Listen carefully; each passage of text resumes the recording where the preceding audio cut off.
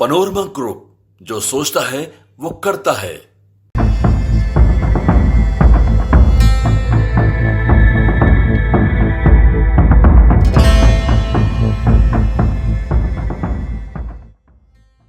नमस्कार, news for nation देख रहे हैं आप और मैं आपके साथ प्रार्थना। साइबर फ्रॉड एक ऐसा फ्रॉड है जिसमें आए दिन मासूम लोगों को ये साइबर ठग जो है अपना निशाना बनाते हैं और उनसे लाखों रुपए की ठगी कर जाते हैं। साइबर फ्रॉड के कई सारे मामले हमने आपको बताए हैं कि किस तरीके से भोले भाले लोगों को ये अपने शिकंजे में फंसाते और इसके बाद लाखों रुपए उनके अकाउंट से यूं उड़ा ले जाते हैं। लेकिन अगर मैं आपसे ये कहूं कि अगर आपके साथ भी साइबर फ्रॉडिंग हो जाती है तो आप क्या करेंगे, तो पहला जवाब ये होगा कि सबसे पहले आप एफआईआर लिखवाएंगे साइबर क्राइम में जाकर। लेकिन अगर बिना एफआईआर लिखवाए हुए ही आपके पैसे आपको वापस मिल जाए तो कैसा लगेगा?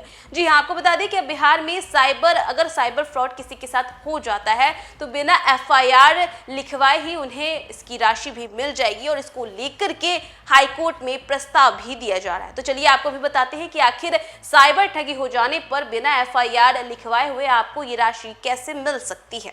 पटना साइबर ठगी के शिकार लोगों को अब राहत मिलेगी। दरअसल राशि वापसी के लिए एफआईआर की अनिवार्यता खत्म हो सकती है।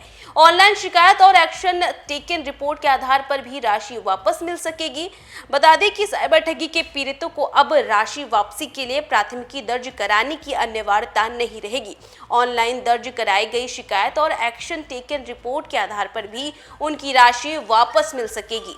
दरअसल आर्थिक अपराध इकाई ईओयू ने इससे जुड़ा प्रस्ताव राज्य सरकार के जरिए पटना हाई कोर्ट को भेजा है। अगर प्रस्ताव स्वीकार होता है तो पीड़ितों को रिफंड राशि वापस मिलने की राह जो है वो और भी ज्यादा आसान हो जाएगी। साइबर डीआईजी संजय कुमार ने बताया कि इस साल जनवरी से जून तक 15,62,000 कॉल आई है और इसमें से 38,472 कॉल वित्तीय धोखाधड़ी से संबंधित है। इसमें 47.10 करोड़ की राशि होल्ड कराई गई है और इस साल अभी तक 3,64,00,000 रुपए पीड़ितों को वापस रिफंड किया गया है। बता दें कि रिफंड राशि का प्रतिशत कम होने के सवाल पर डीआईजी ने बताया कि NCRP national cyber crime report portal पर 85% शिकायतें ऑनलाइन दर्ज कराई होती है। ऑनलाइन शिकायतों की 3 दिनों के अंदर हस्ताक्षर कर प्राथमिकी दर्ज कराने का नियम है, मगर कई लोग इस प्रक्रिया का पालन नहीं करते हैं और इससे बाद में रिफंड राशि लौटाने में दिक्कत होती है। हिमाचल प्रदेश, राजस्थान, तेलंगाना जैसी कई राज्यों में प्राथमिकी की अनिवार्यता नहीं है।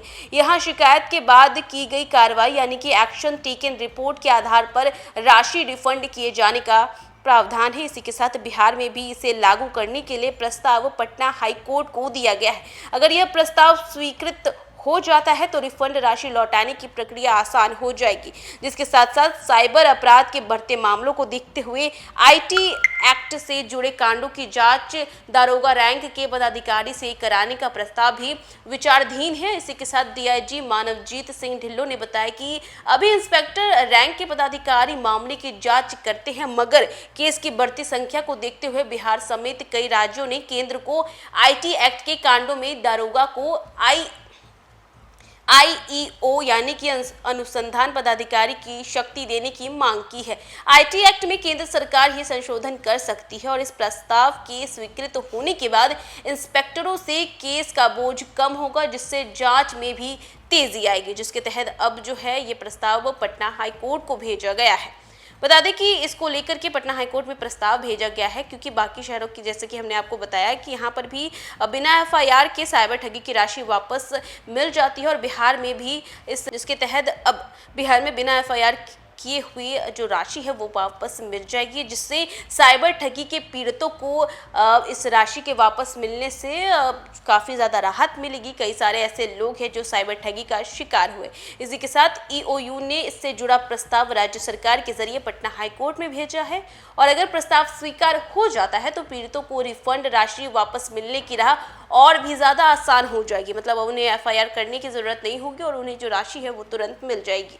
तो देखा आपने कि इसको लेकर के यानी कि बिना एफआईआर के जो राशि है साइबर ठगी की बिना एफआईआर किए हुए आपको मिल जाए, इसको लेकर के पटना हाई कोर्ट में प्रस्ताव दिया गया है। और अगर ये प्रस्ताव स्वीकृत हो जाता है तो बिना किसी झंझट के अगर साइबर ठगी हो भी जाती है तो बिना एफआईआर किए ही आपको वो जो राशि है वो रिफंड हो जाएगी। तो फिलहाल इस खबर में बस इतना ही। देश दुनिया की तमाम अपडेट्स के लिए देखते रहें न्यूज़ 1 नेशन।